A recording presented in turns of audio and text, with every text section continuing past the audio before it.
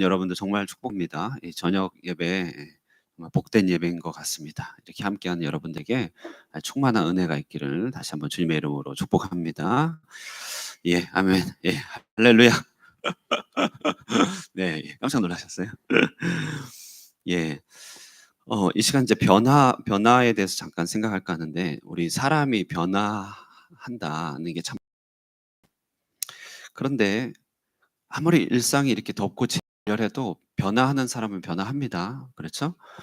그리고 고여버리고 성장을 멈추는 사람은 또 그렇게 살아간다는 것이에요.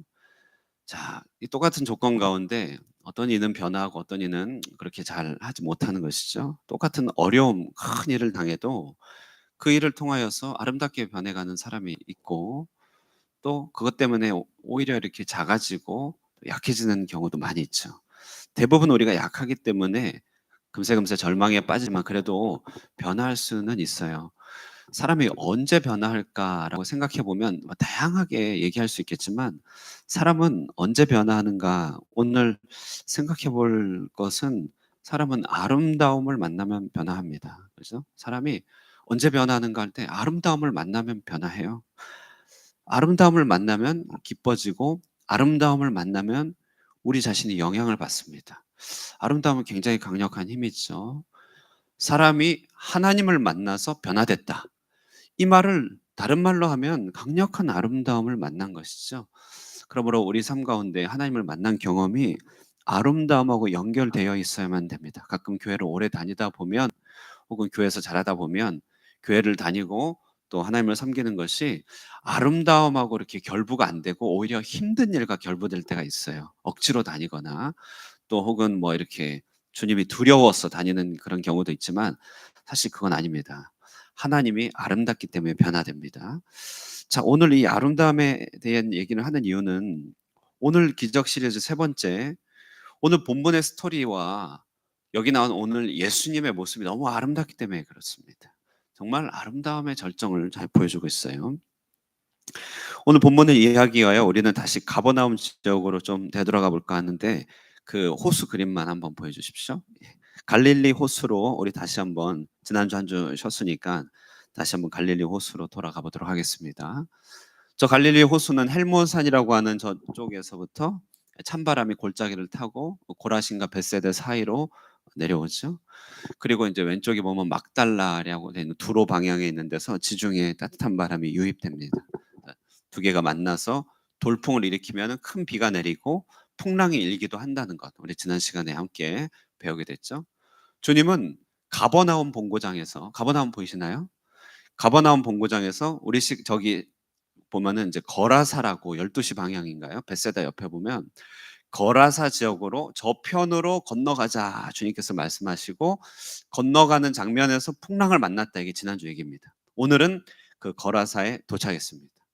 자, 거라사는요, 셰퍼드 라이프 공부하신 분들은 좀 아실 텐데, 거라사 지역은 그 좀 덜 악한 왕 빌립이라고 기억나시나요? 덜 악한 왕 빌립이 다스렸던 이둘의 바로 밑에 지역에 10개의 성읍으로 되어 있는 데가볼리 지역의 이 호반의 도시였습니다. 거라사. 로마 지경 체제, 데카폴리스, 로마 지경 체제에 유대인의 입장에서는 이방 나라였어요. 그러니까 저편으로 가게 된 것이에요. 정말 말 그대로 의미로도 저편입니다. 저들은 유대 제사법 몰라요. 성막 모릅니다. 가끔 교회를 안 다니는 사람한테 교회 생활을 권한다고 생각할 때는 도대체 어디서부터 가르쳐 줘야지 견적이 안 나올 때가 굉장히 막, 어디서부터 해야 되지? 뭐부터 가르쳐야 되지? 이렇게 느낄 때가 있는데, 지금 가버나움에 있는 예수님과 제자들의 입장에서 거라사 지역을 간다는 것은 좀 견적이 안 나오는 땅으로 가는 거예요. 도대체 뭘 하려고 가신 것이지? 근데 저 땅에 딱 도착했더니 예수님이 배에서 내리자 저 멀리서 한 명이 달려 나온 것이에요. 성경을 봤더니 귀신이 달라붙은 사람이 무덤에서부터 예수님을 만나러 왔다, 이렇게 얘기하고 있습니다. 여기서부터 이제 스토리가 이제 시작되는 것이죠. 자, 본문의 마가는요, 저 이렇게 무덤에서부터 귀신이 달라붙어서 온 이 사람에 대한 인상착의를 잘 설명해 주는데, 마치 이 마가의 기록을 따라 읽다 보면 우리가 꼭 그렇게 응시하는 것처럼 아주 자세하게 묘사하고 있어요. 본문 보시면요. 여러분 성경책 펼쳐지니까 한번 눈으로 따라 보시면 3 절부터 나오죠. 그 사람은 하면서 인상착의를 설명합니다. 이 사람은 일단 무덤 사이에 거처 한다고 합니다. 한 사람이 튀어나왔는데 예수님 만나러 왔는데 무덤 사이에 거한대요. 그리고 아무도 그를 통제할 수가 없고 가까스로 통제해도 그것을 금세 깨트려 버리는 통제불능의 사람이었습니다. 밤낮 무덤 사이에서 이 사람이 싫어요. 그리고 심지어는 돌로 자기의 몸을 스스로 해치고 있었다라고 얘기를 합니다. 그런데 그가 멀리서 보고 예수님을 이렇게 보고 달려와 놓고서는 이제 자신을 괴롭히지 말아 달라 이제 이런 얘기를 이제 하고 있는 것이죠. 오늘 이 사람이 인상착의를 이렇게 설명하는데 마태복음은 누가복음도 있고 마태복음도 똑같은 얘기가 담겨져 있는데 마태복음은 이 사람이 2명이라 이렇게 소개하고 있어요. 누가복음은 여기에다가 이 사람이 오래 옷을 입지 아니하였다. 이제 이렇게 설명하고 있습니다. 자, 여러분, 오늘 최대한 우리의 그 감정을 섞어서 그 당시로 들어가서 드라마 보듯이 한번 생각해 볼까요? 예수님이 도착했는데 한 사람이 무덤에서 튀 나왔는데 인상착의가 좀 이래요. 아주 아주 아주 끔찍하죠. 그러니까 아주 난처하죠. 자, 이 사람을 여러분 오늘 딱 봤는데 우리 함께 읽고 지금 다시 한번 여러분하고 나눴는데 이 사람을 봤을 때 여러분에게는 어떤 울림이 있으셨는지 좀 궁금해요. 자, 물어보면 가장 객관적으로는 이 사람 귀신 들린 사람을 보고 이렇게 느끼신 분이 계실 거예요. 먼저는 귀신 들린 현상 자체가 너무 호기심이 생기고 도대체 어떻게 됐다는 거지? 좀 객관적인 차원에서 귀신 들린 모습이 궁금한 경우가 있을 것입니다. 예. 그럴 수 있어요. 자, 두 번째, 이 귀신 들린 사람을 보고 본문처럼 딱 귀신 들린 사람은 아닌데 떠오르는 사람이 있을 수도 있어요. 그 사람이 귀신 들린 건 아닌데 좀 왠지 그 사람 같아 이렇게 떠오르는 누군가가 있을 수 있습니다. 때로는 이 거라사 이 미친 사람 광인이죠. 예, 거라사 정말 광인이라고 묘사되는데 거라사 이 미친 사람의 모습에서 내 자신이 비추어 보이면서 나를 보고 있는 듯하게 느껴질 수도 있습니다. 1, 2, 3번. 여러분 좀 어떻습니까? 예. 예. 자, 여러분 오늘 함께 나누고 싶은 것은요. 이 거라사 광인 2000년 전에 대가볼리 지역의 거라사 광인 이 사람요. 이 사람은 바로 하나님이 없는 자의 영적인 상태를 잘 보여주고 있다는 점입니다. 먼저 이 사람이 어디에 거하고 있다고 했습니까? 어디요? 어디요? 예, 우리 학생이 있어서 하나 나가는 건데 위에 초콜릿 아직 남은 거 있어요? 어디에 있었다고요? 무덤에 있었다. 그에게는 일단 마음을 편히 놓을 은신처가 없습니다. 마음을 놓고 기댈 만한 누구도 없어요. 철저한 극단의 고독이 느껴지죠. 그리고 그가 무덤에 있다고 하는데 무덤은 뭘 말하나요? 무덤은 죽어가고 썩어져 가고 생명이 꺼져 가고 한마디로 무덤에 딱 들어가는 순간 거기에는 사전에 없는 단어 하나 그러니까 그의 사전 무덤의 사전에 없는 단어 하나가 있어요. 절대로 없는 단어는 소망. 소망이 멈춰진 것이죠. 죽은 자에게 무슨 소망이 있겠어요? 소망할 게 없는 것이죠. 소망이 없는 그곳을 다른 말로 하면 뭐죠? 절망이죠, 절망. 예, 절망이죠. 그러니까 무기력과 소망이 없는 땅에 거하고 있잖아요. 에스겔서 보면은 패망한 이스라엘, 망한 이스라엘을 묘사할 때 마른 뼈들이다 이렇게 얘기한 적 있어요. 얼만큼 절망적인지를 표현할 때 무덤 안에 있는 마른 뼈라고 얘기하는 것입니다. 무덤은 소망이 멈춘 곳인데 저는 여러분 오늘날 한국의 영적 현실을 한번 생각해 보면 정말 무덤 가운데 거하는 자들의 숫자가 날로 늘어가고 있음을 우리 알 수 있어요. 지난 4월에 MBC 탐사 기획 스트레이트에 반영된 내용인데요. 거기 제가 대학에 다녔던 부산 영도가 나왔습니다. 부산 영도. 제가 영도 고신대학교 나왔거든요. 예. 고신대학교 신학과 나왔는데 부산 좀 아시는 분은 영도 아실 거예요, 영도. 근데 부산을 모르시는 분은 이제 영도가 뭔지 잘 이제 영도 옆에 조도라고 있고 그 조도에 해양대학교가 있는데요. 뭐 거기 태종대라고도 있습니다. 태종대는 대학이 아니고 예, 자연경관입니다. 태종대. 예, 태종대. 근데 영도에 한 집주인이 경찰에 신고를 했어요. 왜 신고를 했냐면 월세를 받아야 되는데 월세가 안 들어와서 월세 받으러 찾아갔는데 너무 싸늘한 거예요, 느낌이. 신고했더니 뭡니까? 그 방에 청년이 홀로 고독하게 생을 마감한 것이에요.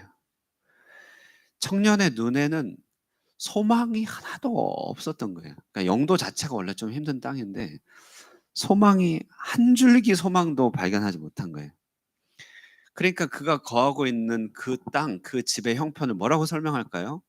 무덤 가운데 거하고 있었다고 설명할 수밖에 없죠. 그는 홀로 고립되었고 생명의 빛이 서서히 꺼져갔습니다. 오늘날 저출산 사회 문제와 더불어 가장 큰 사회 문제는요, 바로 이 고독의 문제입니다. 서울에서만 출입을 꺼리는 청년들 숫자가 13만 명이라고 합니다. 13만, 우리 호치민 한인 교민 전체를 다 하여서요, 13만 명 안 됩니다. 예. 13만 명 안 돼요. 꼭 청년들만의 일은 아니죠. 사람이 한 줄기 소망이라도 있다면, 사람이 얇은 막이라도 이렇게 서로 유대가 있다면 그것 때문에라도 사는데요. 아무런 소망 없이 고립되어 있는 이 인생들 가운데 이 시대의 현대인들의 젊은이들의 모습 가운데 우리는 거라사 광인의 모습을 보게 되는 것이죠. 정말 그렇지 않나요? 근데 이 사람의 특징을 보니까 아무도 제어할 수 없다고 하는 영적인 불순응이 이 사람의 가장 큰 특징이죠.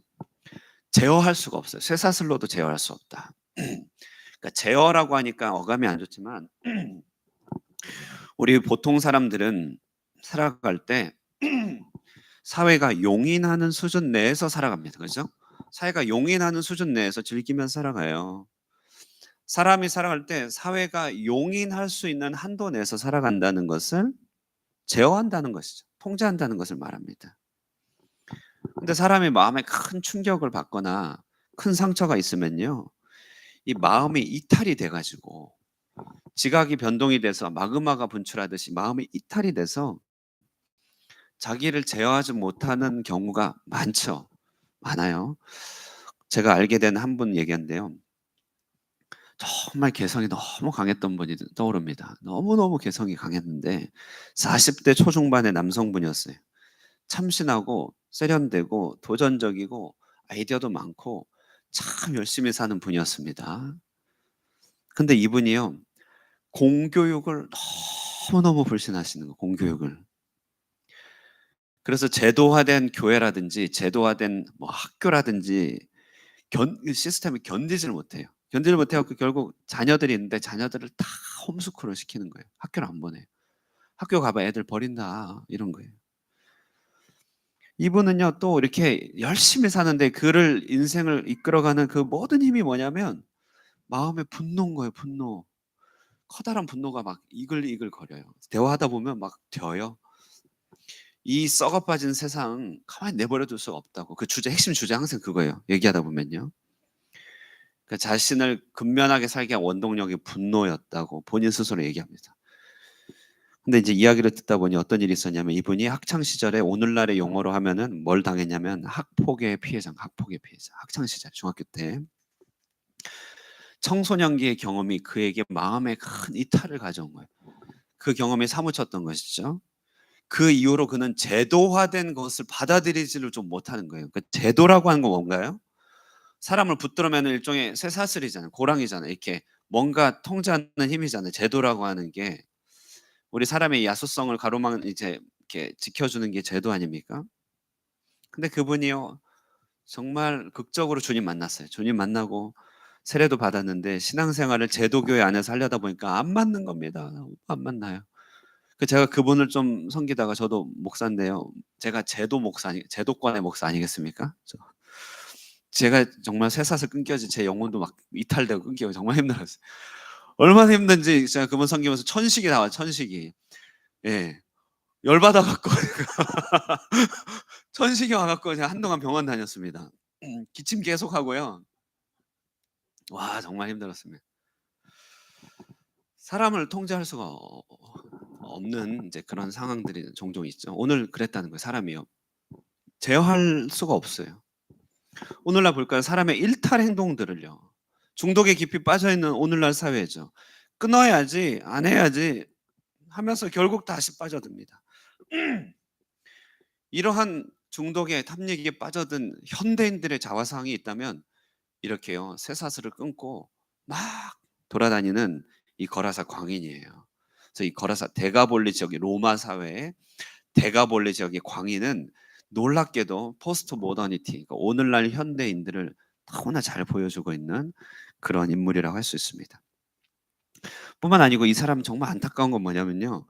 누가복음에선 기록하는데 그가 벗은 몸으로 다녔답니다.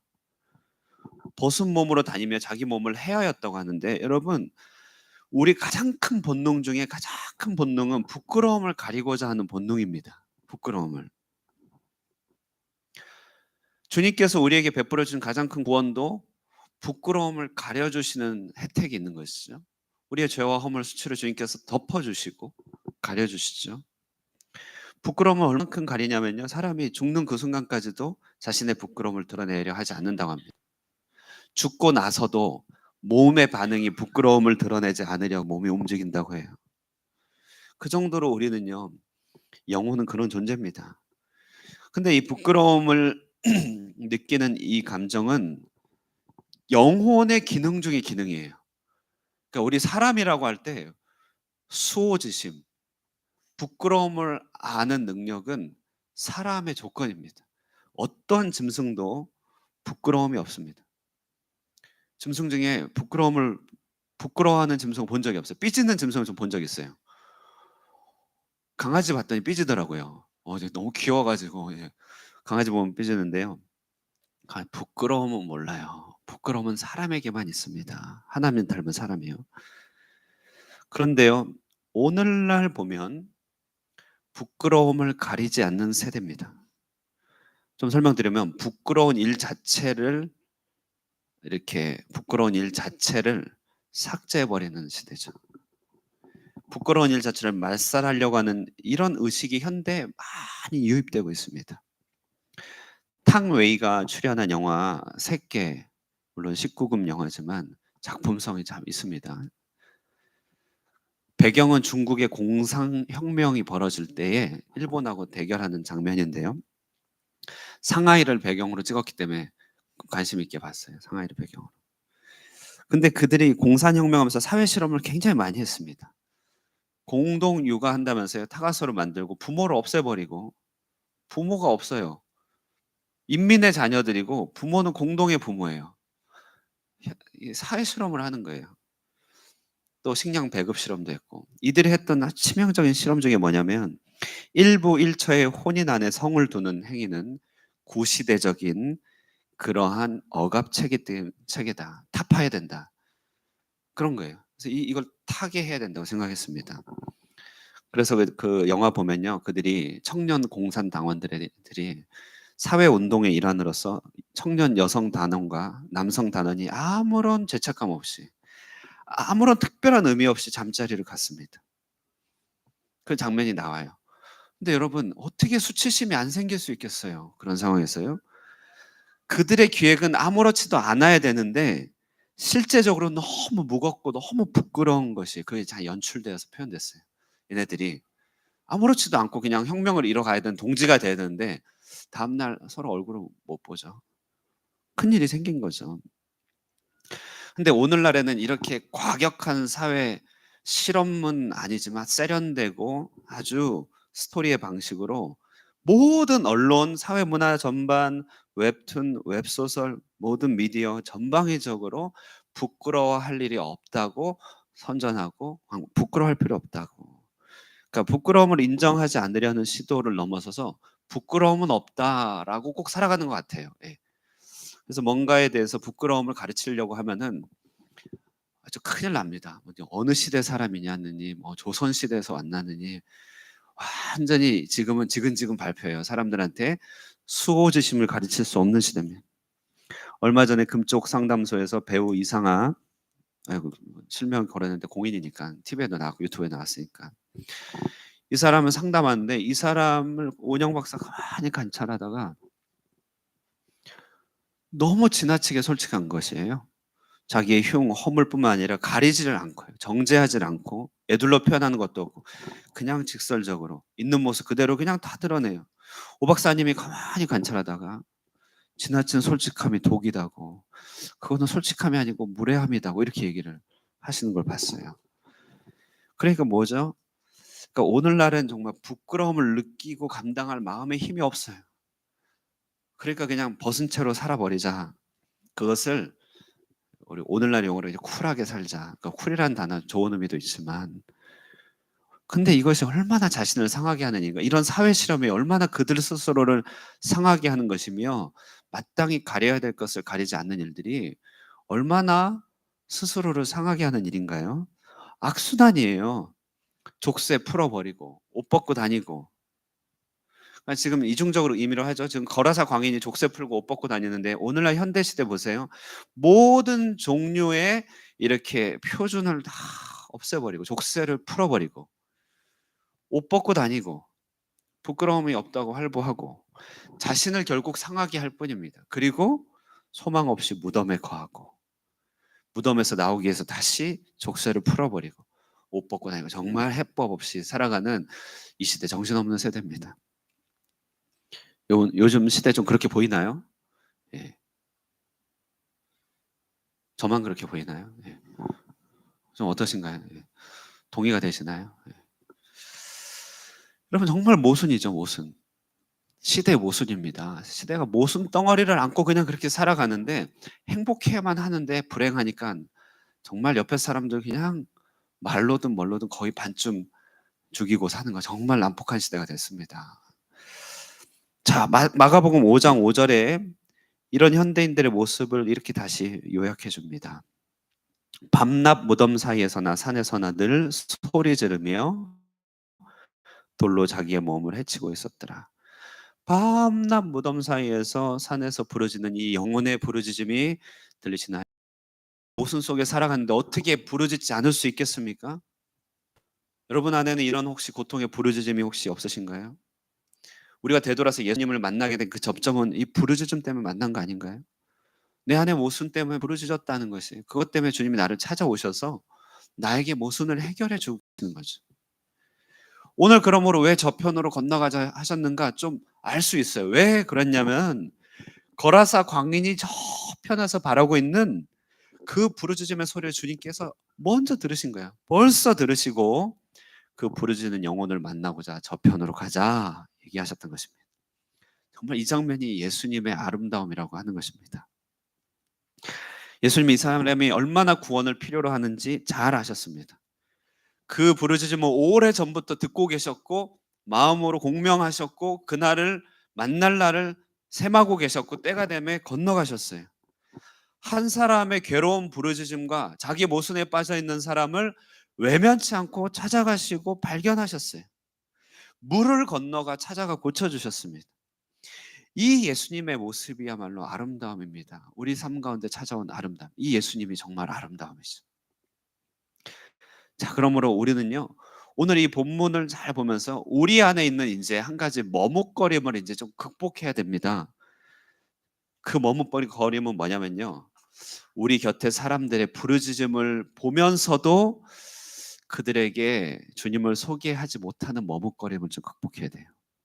자, 오늘 본문 잘 보시면요, 이 사람은 큰 소리로 부르짖었죠. 예, 큰 소리로 부르짖어 주님 앞에 나왔지만 이 사람의 입으로 하는 말은 뭡니까? 7절 말씀 한번 볼까요? 7절 말씀 우리 다 함께 읽겠습니다.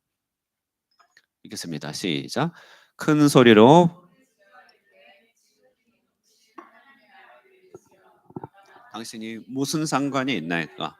원하건대 하나님 앞에 힘들어 죽겠는데 내버려 달라는 것이잖아요. 도움이 필요한데 홀로 내버려 달라 이런 얘기하고 있어요. 모순으로 가득하여 지금 속으로는 영혼이 소리 지르고 있는데 괴롭히지 말아 달라. 건들지 마라. 예수님 이야기 입도 뻥끗하지 마라. 그렇게 얘기하고 있는 것이. 근데 2절에 보면요. 이 사람 또 재미납니다.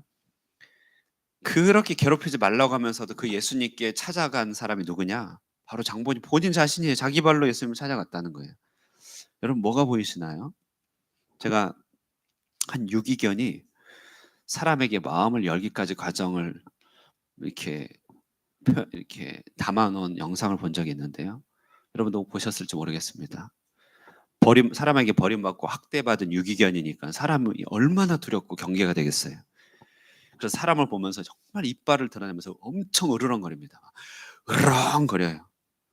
근데 이 유기견이 개잖아요. 한테 사람의 손을 탔던 개잖아요. 사람의 손길이 너무 절실하고 너무 그리운 거예요, 이 개가요. 그러니까 개가 사람의 손길 그렇게 그리웠는지 잘 몰랐습니다. 오늘날 이렇게 반려견의 시대가 되니까 저도 좀 알게 되는데, 야 정말 사람 손길을 너무나 좋아하더라고요. 그러니까 이 개가요. 온 몸을 통하여서는 사람의 손길을 향하여 움직이지만 표정은 으르렁으르렁 다가오지 말라고. 두 가지 마음이 온몸에 다 보여져 있는데 저는 오늘 광인이 생각나더라고요. 여러분 이 거라사 광인과 오늘 주변 사람들의 모습 좀 이래요. 사람의 기쁨 필요가 있고 부르짖어서 정말 주님이 필요한데 입으로는 뭐라고 얘기하냐면 건들지 말라는 것이죠. 입으로는 교회 얘기 입도 뻥끗하지 말라고 하는 것이죠. 꺼내면 어떻게 됩니까? 너 이제 끝이야. 너하고 나하고 이제 친구 관계 끝. 종교 얘기하지 마. 친구 관계 끝이다. 이렇게 으름장을 내놓으니까 우리가 방법도 없고 어떻게 해야 되지 하면서 그래 내가 너를 위해서 그래, 주님은 얘기 안 꺼낼게. 이렇게 된다는데 여러분 어떻게 해야 됩니까? 어떻게 되죠? 우리는 그들이 입으로 말하는 것과 그 영혼의 부르짖음을 구분해서 좀 들을 필요가 있어요. 그 영혼의 모순, 하나님 없는 세계 속에서의 억압들, 귀신 들린 것 같은 그런 인생의 무게들 가운데 짓눌려서 바라는 소리를 좀 들을 수 있어야 됩니다. 예수님은 저 거라사 지병에 있는 거리로 떨어져 있고 꽤 먼 거리입니다. 육성으로 들었겠어요? 그게 아닙니다. 영혼의 부르짖음을 먼저 보고 들으셨어요. 성경은 하나님 없는 사람의 삶의 무게를 오늘 표현하기를 군대 귀신 들렸다 이렇게 얘기해요. 내 안에 뭐가 들었냐 얘기하죠. 넌 누구냐? 그 군대 귀신 들렸다. 15절 한번 볼까요? 15절. 오늘 본문은 아닌데요. 15절 말씀 보시면요. 예수께서 이르러 그 귀신 들렸던 자 곧 군대 귀신자. 그러니까 9절입니다. 9절. 오늘 본문은 9절이네요. 한번 읽겠습니다. 9절 읽겠습니다. 시작. 이에 물으시되 내 이름이 무엇이냐 이르되 내 이름은 군대니 우리가 많음이니이다. 예. 하나님 없는 삶의 무게는 마치 뭐와 같다. 군대 귀신이 들린 것 같이 육중한 무게입니다.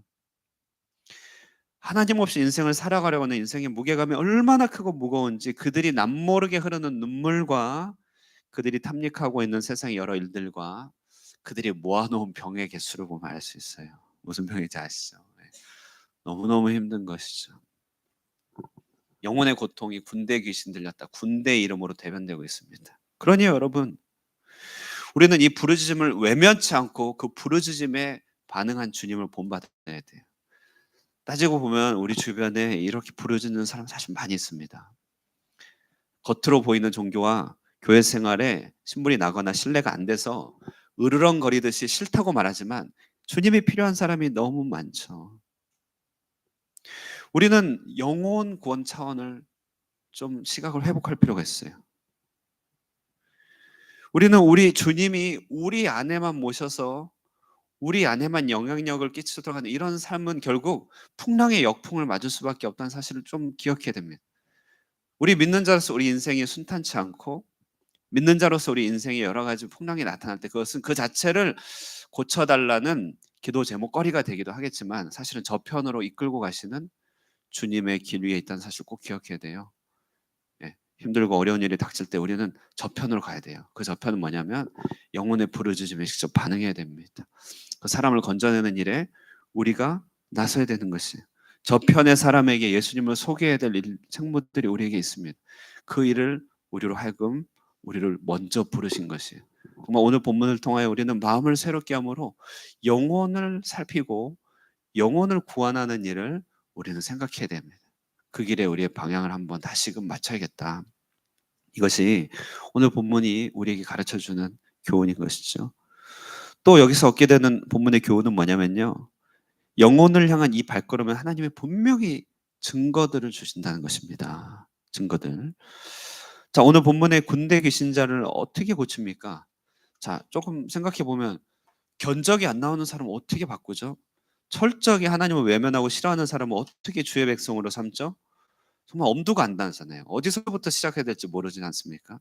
그런데 성경에 그 유명한 사도 바울을 사례로 미리 보여줬어요. 그 사람은요, 회심하기 바로 직전까지 그리스도인들을 박해하기 위하여 부지런하게 달려갔던 사람입니다.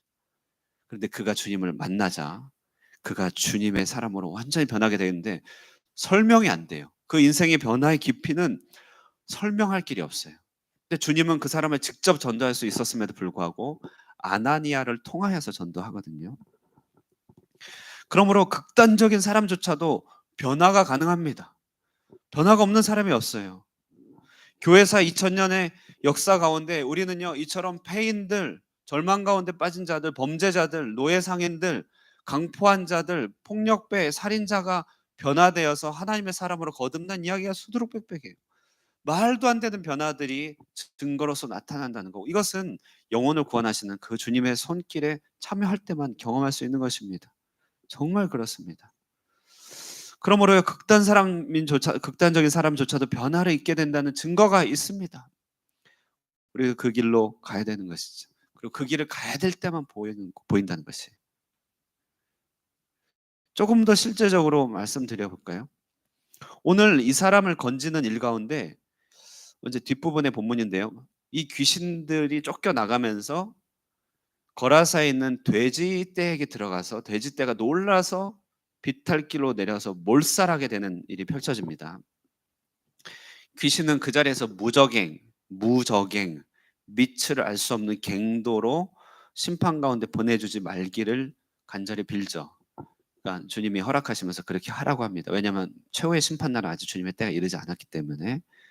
대신에 이제 보내주는데 돼지떼에게 보내주는데요. 이 돼지떼에게 보내줌으로써 여러 가지 보여주는데 그 영적인 상태도 보여주고 하는데 여기 보면은 이제 한 가지 알 수 있는 것은 한 사람의 변화, 한 영혼의 변화와 구원의 크기의 정도를 측정하는 도구가 있다면, 측정자가 있다면 돼지 2,000마리입니다. 한 사람의 구원하는 일과 돼지 2,000마리를 맞바꿀 수 있다는 말이잖아요.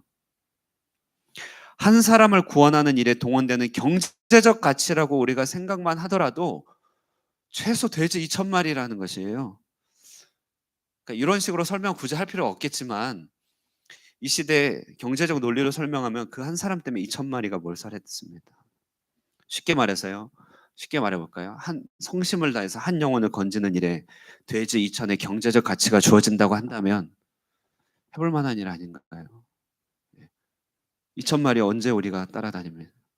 한 영혼을 상대할 때 주께서 2,000마리에 해당되는 주님의 증거들을 주신다면 해볼 만한 일 아닙니까? 주님은 한 영혼의 가치와 거라사지병의 2,000명의 거라사지병의 그 돼지를 비교하면서 비교도 안 된다는 것을 말하고 있잖아요. 정말 한 영혼의 변화 깊이 생각해 봐야 됩니다.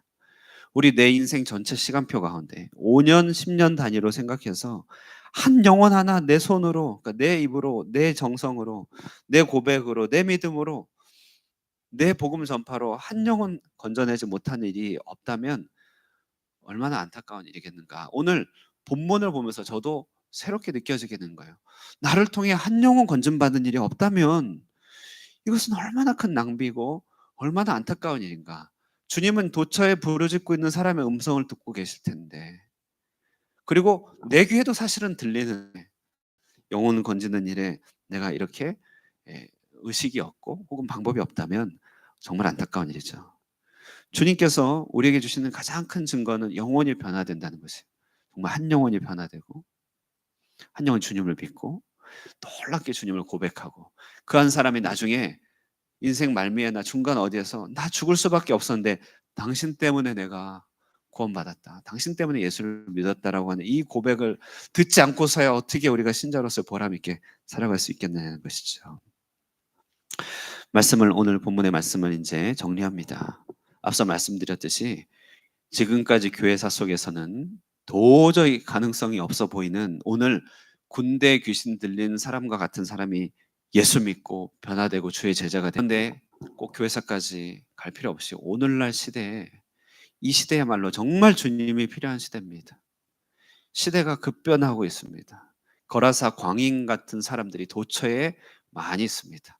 때로는 좀비 같은 사람들이 돌아다니고 있습니다. 언제 터질지 모르는 시한폭탄이에요. 우리가 저편으로 건너가서 그들을 먼저 건져내지 않으면 그들은 우리에게 도리어 광인으로서 찾아와서 우리를 해하게 할지도 모릅니다. 어찌 보면 우리는 뒤를 돌아갈 수 없는 배수진에 처해 있는 영적인 전쟁 가운데 있다고 할 수 있어요. 적극적으로 우리가 이 광인들을 찾아 나서서 그들에게 예수님을 소개해 주지 않는다면 우리 이 세계는 점점점 힘들어지겠죠. 온갖 모순 가운데 부르짖고 있는 자들의 부르짖음에 귀를 열 수 있기를 바랍니다. 제 스스로 자기 자신도 몰라서 수치를 가릴 줄도 모르고 자기를 상하게 하는 이 안타까운 이 시대의 모습, 얼마나 안타깝고 얼마나 불쌍합니까? 이 현대인들의 모습을 우리 주님의 눈으로 다시 보기를 바랍니다. 찔러서 피 한 방울 날 것 같지 않는 사람이라 할지라도 그것은 우리의 시각일 뿐입니다. 우리의 시각일 뿐이에요. 저 사람은 주님이 정말 필요 없을 것 같아라고 우리가 그냥 넘기고 지나가는 사람들에게 거기 JMS가 오히려 채가고 이단이 공격해 가는 것이잖아요. 그러나 주님은요, 군대 귀신 자를 물리치고 건지지 못한 사람은 없습니다. 우리가 이 아름다운 일에, 영혼을 변화시키는 이 아름다운 일에 참여하길 소망하면서 이 온전한 아름다움을 우리도 이뤄가면서 주님의 이 마지막 다시 오실 날을 잘 준비하는 그런 아름다운 복된 제자가 되기를 주님의 이름으로 축원드립니다. 아멘. 우리 찬양하겠습니다. 능력의 이름 예수. 이렇게 찬양하시면서 오늘 찬양 부르시면서 말씀을 묵상하시면서 어, 이 땅을 한번 바라보도록 하겠습니다. 능력의 이름 예수 함께 찬양합니다.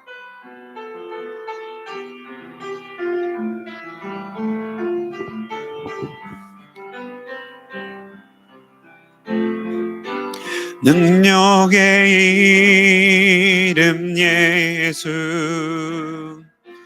권능의 이름 예수, 모든 강력을 파하는 예수, 생명 대신 예수,